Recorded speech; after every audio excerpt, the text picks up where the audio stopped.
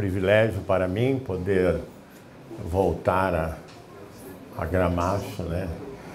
Deveria voltar mais frequentemente, né? Eu estava dizendo para ele que a última vez que eu estive foi no pastorado da pastora Fátima, né?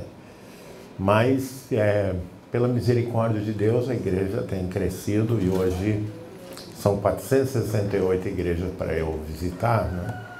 Você sabe fazer conta, são 52 domingos por ano. Vocês já podem imaginar a minha dificuldade, né? E quando a igreja está bem, o pastor está sendo usado por Deus, aí que é mais difícil ainda, porque eu procuro ir nos lugares onde há alguma dificuldade, onde é campo missionário, que está começando, para ir lá, para motivar e para ajudar. Mas eu não podia deixar de voltar, né? O Jorge, como ele disse, nós somos amigos de muitos e muitos anos, e vocês são pessoas abençoadas.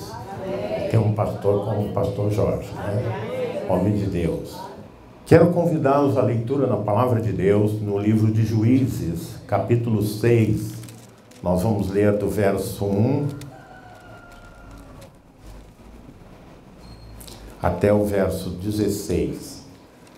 Juízes, capítulo 6, verso 1 até o verso 16.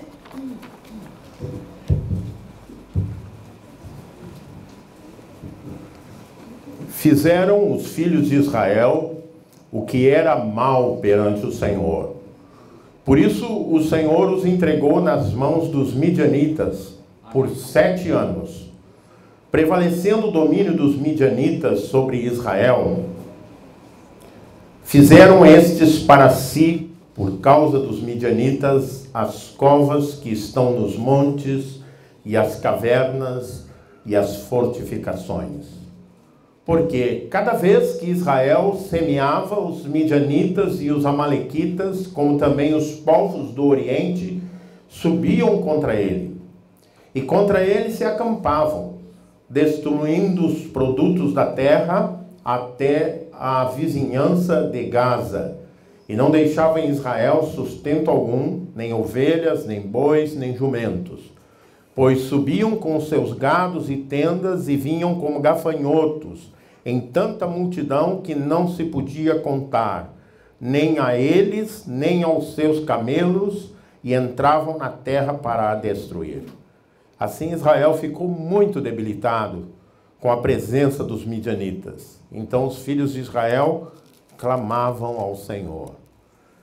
Tendo os filhos de Israel clamado ao Senhor por causa dos midianitas, o Senhor lhes enviou um profeta, que lhes disse: assim diz o Senhor, Deus de Israel, eu é que vos fiz subir do Egito e vos tirei da casa da servidão, e vos livrei da mão dos egípcios e da mão de todos quantos vos oprimiam, e os expulsei de diante de vós, e vos dei a sua terra. E disse: eu sou o Senhor vosso Deus. Não temais os deuses dos amorreus, em cuja terra habitais. Contudo, não destes ouvidos à minha voz. Então veio o anjo do Senhor e assentou-se debaixo do carvalho que está em Ofra, que pertencia a Joás, a bezerrita, e Gideão, seu filho, estava malhando trigo no lagar para pôr a salvo dos midianitas. Então o anjo do Senhor lhe apareceu e disse: o Senhor é contigo, homem valente. Respondeu-lhe Gideão: ah, Senhor meu, se o Senhor é conosco, por que nos sobreveio tudo isso? E que é feito de todas as suas maravilhas que nossos pais nos contaram, dizendo: não nos fez o Senhor subir do Egito? Porém agora o Senhor nos desamparou e nos entregou nas mãos dos midianitas. Então se virou o Senhor para ele e disse: vai nessa tua força e livra Israel da mão dos midianitas. Porventura não te enviei eu? E ele lhe disse: ai, Senhor meu, com que livrarei Israel? Eis que a minha família é a mais pobre em Manassés, e eu o menor na casa de meu pai. Tornou-lhe o Senhor: já que eu estou contigo, ferirás os midianitas como se fossem um só homem. Ainda em pé oremos. Senhor, nós somos a tua igreja, estamos reunidos em teu nome para louvar e bendizer-te, Senhor. Que grande privilégio é ser casa de Deus, povo de propriedade exclusiva de Deus, com esse santo chamado de anunciar as virtudes daquele que nos chamou das trevas para a sua maravilhosa luz. Nessa manhã, quando se inicia, Senhor, mais uma semana, quando vamos enfrentar desafios, vamos lidar com problemas, mas certamente nós esperamos no Senhor. Esperamos na força do Senhor, porque o Senhor é o nosso refúgio, bem presente em todo momento de luta. Por isso, Senhor, nós rogamos, fala conosco, Senhor. Dá-nos a tua palavra, pois nós oramos em nome de Jesus. Amém. A igreja pode assentar-se. Por decisão do Ministério de Comunicação da região, pelo menos uma vez por mês, a equipe do programa Vida e Missão vai me acompanhar para dar um aspecto assim mais vívido lá no programa. Não sei quantos já assistiram, agora está suspenso um tempo na televisão, mas está na internet direto, né? Porque parecia sempre assim, uma coisa meio artificial, o bispo no púlpito e tal, não tinha congregação, né? Porque é no estúdio gravado. Então, algumas gravações são feitas, então vocês vão entrar no ar junto comigo, né? O bom crente já está sempre na dispensação do Espírito, está flutuando. Então, entrar no ar faz parte da nossa realidade, né? Minha mulher fala assim para mim: deixa eu te segurar, porque você começa a querer levantar voo demais, né? Não é como sonhador. Esse texto e essa história, você não fecha a Bíblia, porque também temos depois a escola dominical, né? Não vai ter, não. Certo. Mas eu digo, então, melhor ainda, né? O momento desse culto é um momento também de ensino da palavra. Então você vai me acompanhar, nós vamos tirar algumas lições dessa história. Invariavelmente, quando se prega sobre Gideão, se prega sobre o quê? Sobre os 300 valentes de Gideão. Estão lembrados disso? Contra os exércitos amalequitas, midianitas e tal. Mas de repente, Deus me chamou a atenção para que a gente refletisse um pouco como tudo começou na história de Gideão. Ou seja, onde ele estava, qual a realidade de Israel e como Deus o chamou. Ou seja, a vocação e o chamado. Que, aliás, é um tipo de narrativa típica nas Escrituras Sagradas, né? Vocês lembram do chamado de Abraão. Abraão vivia com toda a sua família, ou seja, parentes e tudo, em Ur da Caldeia, posteriormente Babilônia, hoje Iraque, etc. e tal.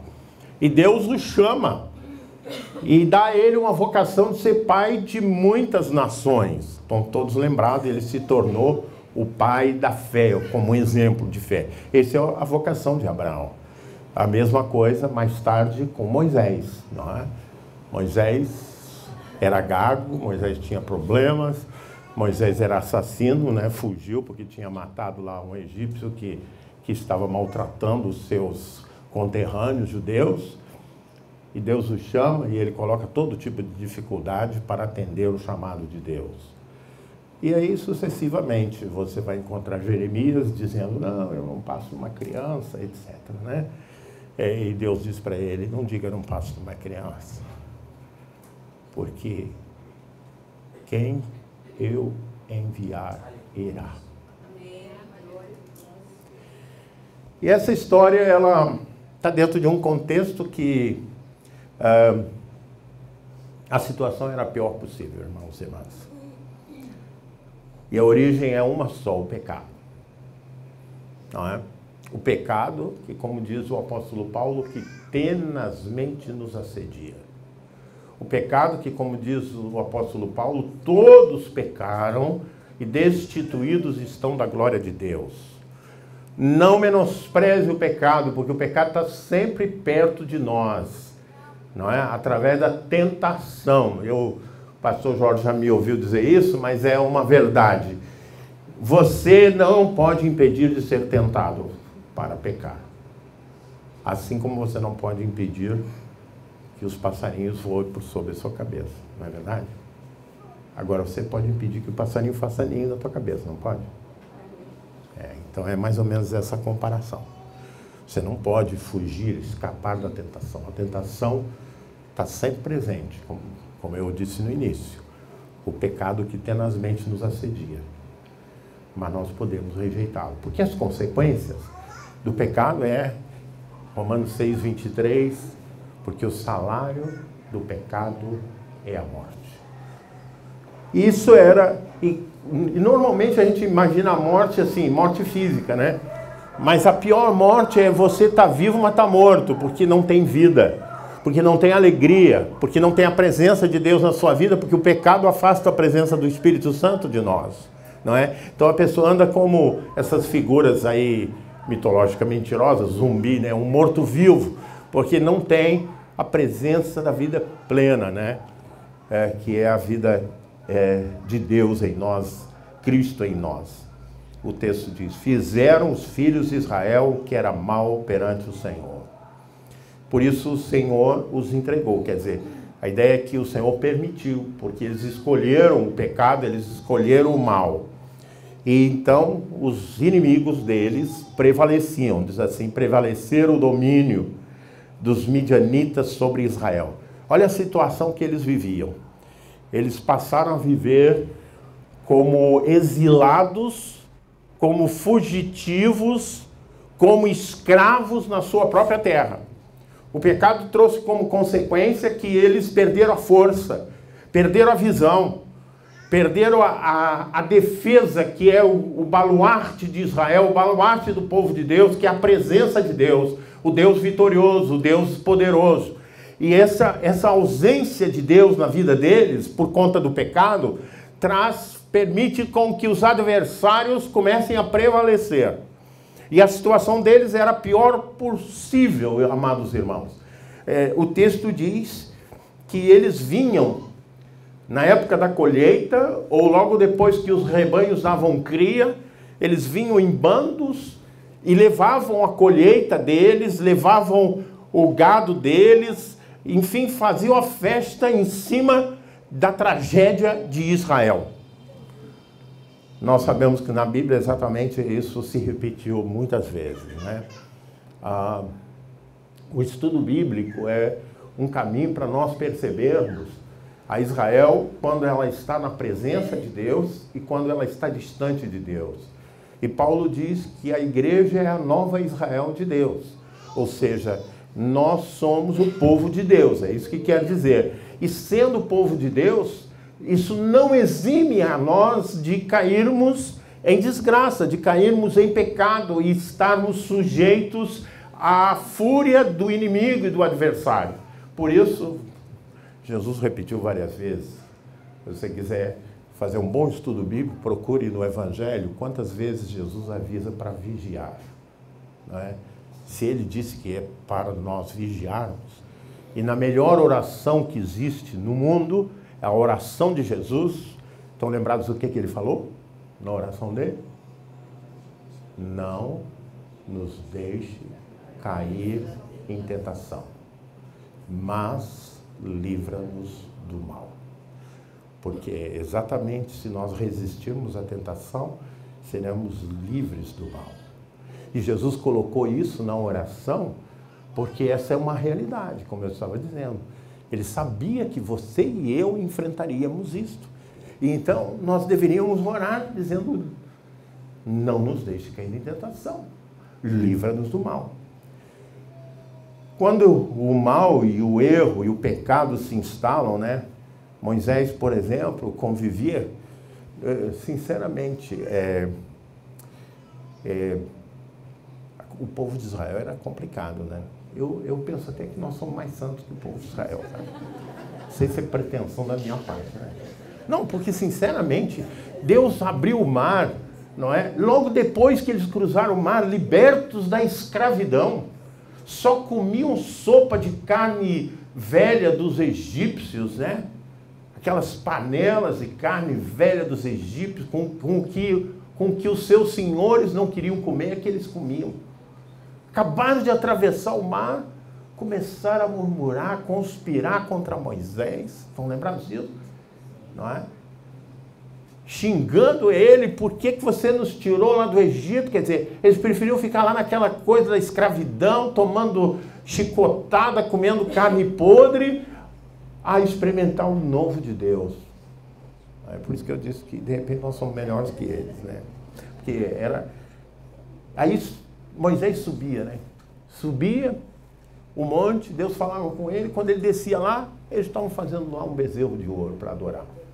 Que coisa tremenda, né? No Brasil, nós temos uma intensa religiosidade, mas infelizmente não temos muito a presença de Deus, porque religião, não é? Não indica a presença de Deus. Não é? Manifestações religiosas não indicam a presença de Deus.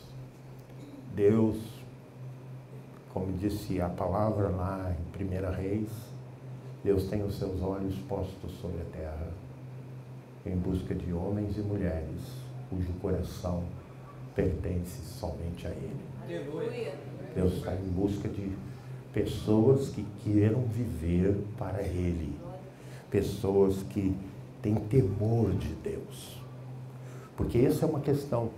Nós falamos muito pouco sobre o juízo, mas o texto que eu li mostra o juízo, que é a consequência do pecado.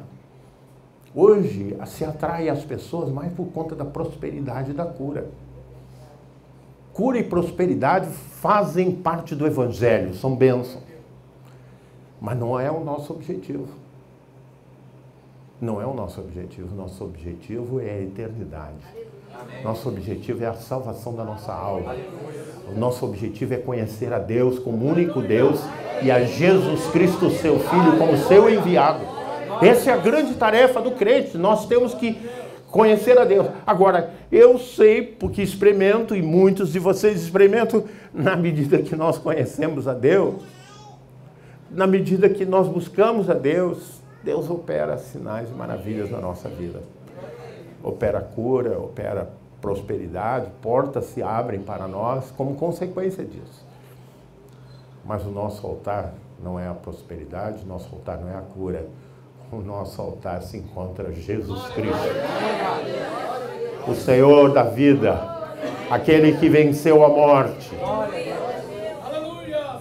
Como chega a libertação? Essa é a pergunta, né?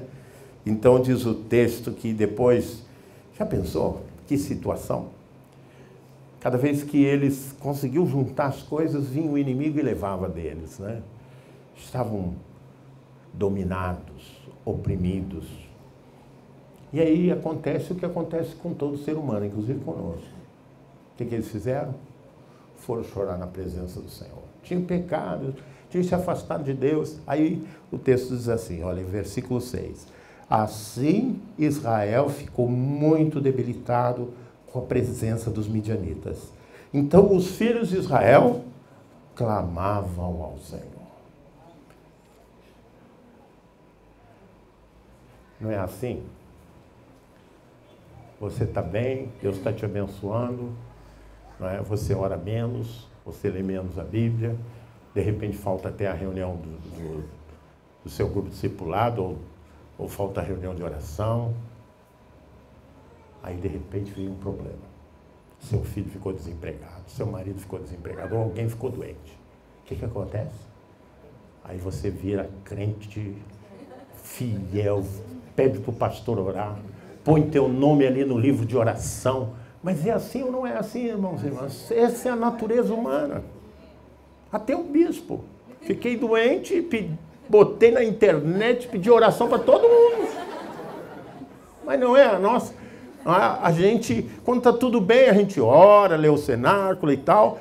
Mas bater uma dor, uma enfermidade, a gente vira super crente, não é verdade? Senhor, tem misericórdia, faz propósito, faz jejum, sobe monte, não é verdade? Foi isso que aconteceu com Israel. Que bom se nós conseguíssemos galgar mais um degrau na nossa vida com Deus, de modo que nós vivêssemos no presente século de maneira justa, santa e piedosa, como recomenda o apóstolo Paulo, né? Sempre atento, né, nisso. Agora, deixa eu dar uma boa notícia. Eles foram clamar ao Senhor. O que a Bíblia diz? Clama-me e responder-te-ei. Repitam comigo. Clama-me e responder-te-ei. E não vem só resposta, ele diz, anunciar-te-ei coisas grandes e ocultas que não sabes.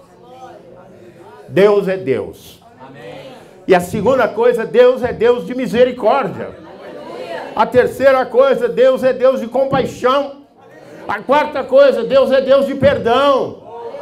Então Deus está pronto a ouvir. Inclina o teu coração, abre a sua boca, clame ao Senhor e Ele responder-te-á. É promessa bíblica.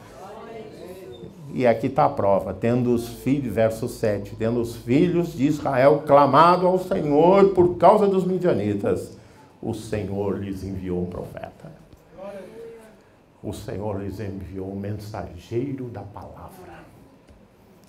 Meu irmão, a palavra é poderosa. A palavra de Deus é poderosa. Repita comigo, a palavra de Deus é poderosa. Porque a palavra de Deus anuncia o nome de Deus. A palavra de Deus anuncia a vontade de Deus. A palavra de Deus denuncia o nosso pecado. A palavra de Deus nos chama para perto de Deus.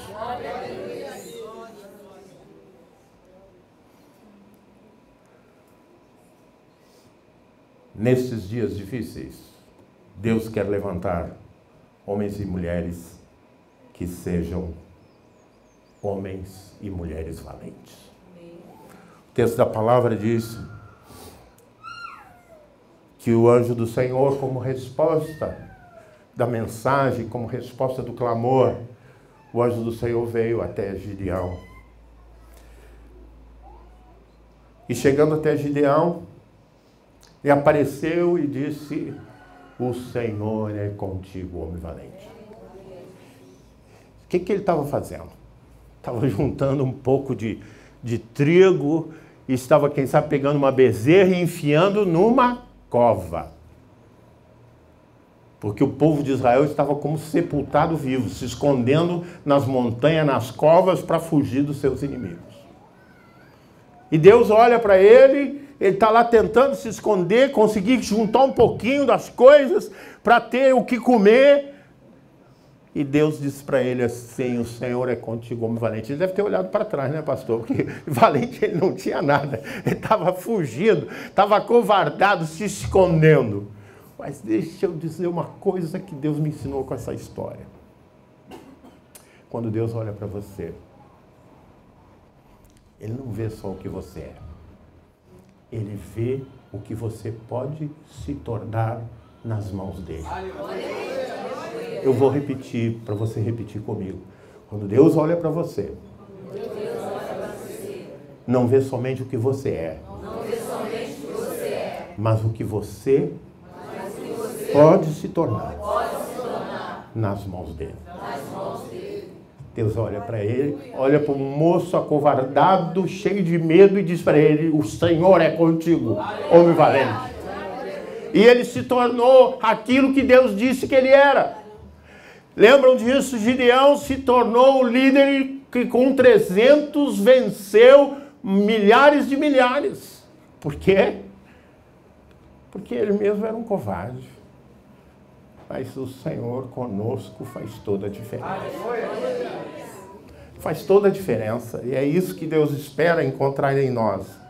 Pessoas valentes de Deus, nos quais a sede de Deus, homens e mulheres que não podem ser comprados, cuja palavra seja honrada, que põe o caráter acima de seus interesses, acima de bens materiais, que tenham convicção da fé bíblica e coragem para manifestá-la e testemunhá-la, que se sintam chamados para realizar algo em nome de Deus e para a expansão do seu reino. os quais tenham por ambição sempre agradar primeiro a Deus do que a si mesmo. Gideão se tornou um servo assim. Gideão também foi escolhido por uma razão, porque ele estava insatisfeito com o seu tempo, com o seu povo e consigo mesmo. Olha aqui, me acompanhe. Verso 13 e depois, mais adiante, ele vai repetir a mesma coisa. Verso 15, nos dois ele diz assim: ai, Senhor meu, se o Senhor é conosco, por que nos sobreveio tudo isso? Um certo desabafo, né? Até quase rebelião. E lá à frente, de novo, quando o Senhor diz a ele: vai na tua força, livra Israel da mão dos midianitas, porventura não te enviei eu, versículo 14. Aí ele diz: ah, Senhor meu, como livrarei Israel? Eis que a minha família é mais pobre em Manassés e eu, o menor na casa de meu pai. Deus tem predileção pelos menores, né? Por quem os homens não dão nada. Vocês estão lembrados da visita de Samuel à casa de Jessé? Para escolher o ungido, Deus mandou ele lá, que lá estaria o ungido de Deus, o rei de Israel. Aí Jessé, orgulhoso, chamou o seu filho mais velho, aqueles verdadeiros homens-arrão, que eram heróis, guerreiros, né? E Samuel olhou assim de pronto e disse: ah, está aí o rei de Israel. E o Espírito Santo falou para ele: não é esse não. E assim foi passando os filhos de Samuel, e disse: não, você não tem mais nenhum filho. Ah, tem um pequenininho, um sonhador que vive cantando, está lá no meio do campo com as ovelhas. E mandou chamar Davi. Onde ninguém dava nada, onde ninguém esperava, Deus levantou um homem. Deus levantou um homem segundo o coração de Deus. Por isso que a Bíblia repete várias vezes: humilhai-vos perante a poderosa mão de Deus, para que Ele em tempo oportuno vos exalte. Não é? Deus resiste aos soberbos, para dar graça aos humildes.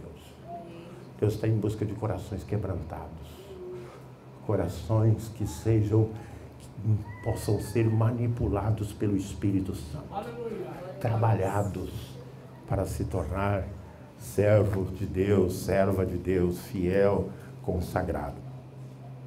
Mas o primeiro sentimento, né, de Gideão foi: ah, Senhor meu, desabafo e fé junto.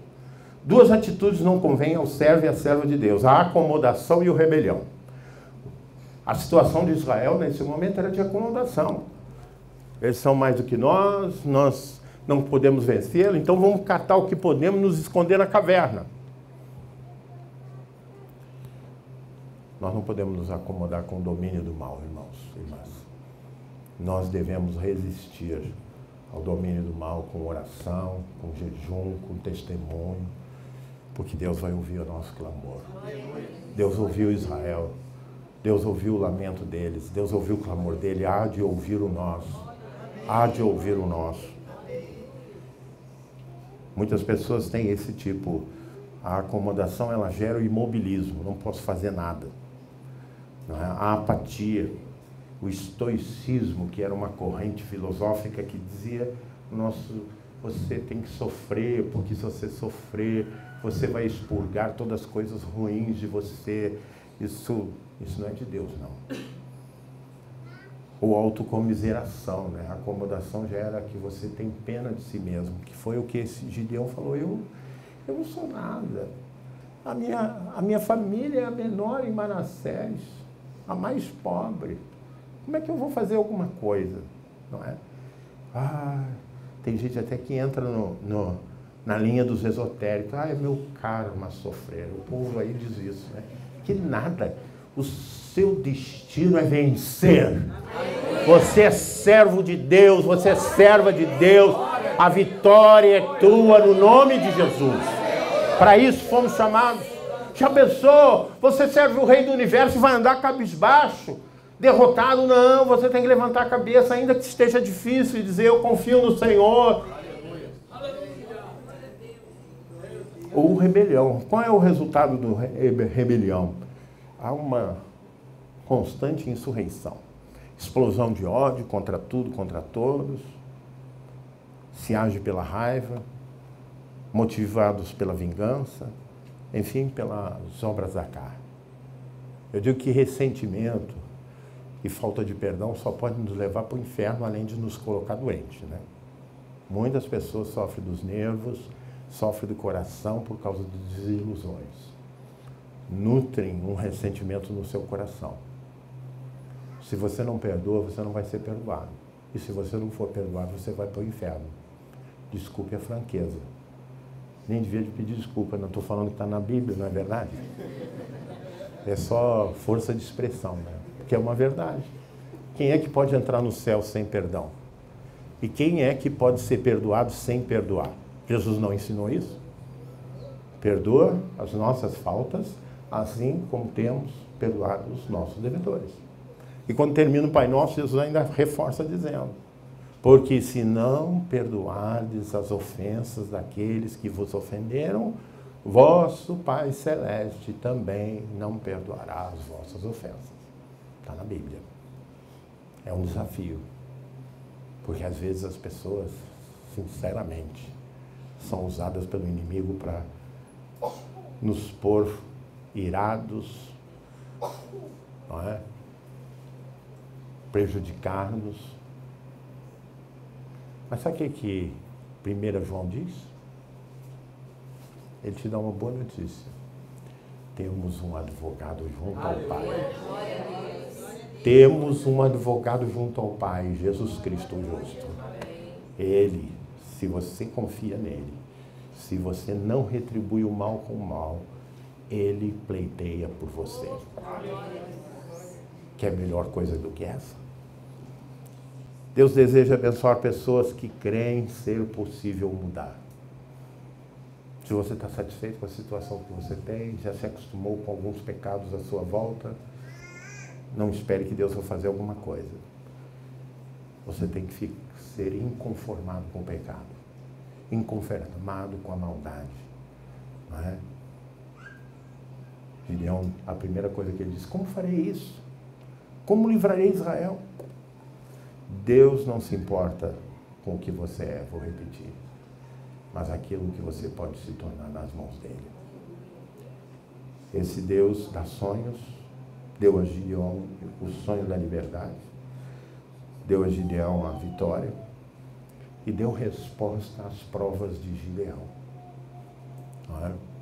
Quando a gente está debilitado, a gente até pode fazer prova com Deus. Não é? Deus foi paciente por causa da situação de Gideão, foi paciente com ele. Ele fez 2 provas com Deus, vocês lembram disso? Em 2 momentos diferentes da sua vida. E Deus lhe respondeu. Você espera uma resposta de Deus para algum desafio que você está vivendo? Eu quero convidar você. Se o mal está estreitando a sua ação contra a sua família ou contra a pessoa da sua família, e você busca uma resposta em Deus, eu queria convidar você a vir no altar. Eu quero orar por você. Quero pedir a Deus em seu favor, para que o Deus que deu vitória a Gideão e ao povo de Israel em tempo de Gideão, dê vitória a você também, em nome de Jesus. Convido a igreja a ficar em pé, nós. Ó Jesus poderoso, o Santo de Israel, Deus vivo, Senhor dos altos céus.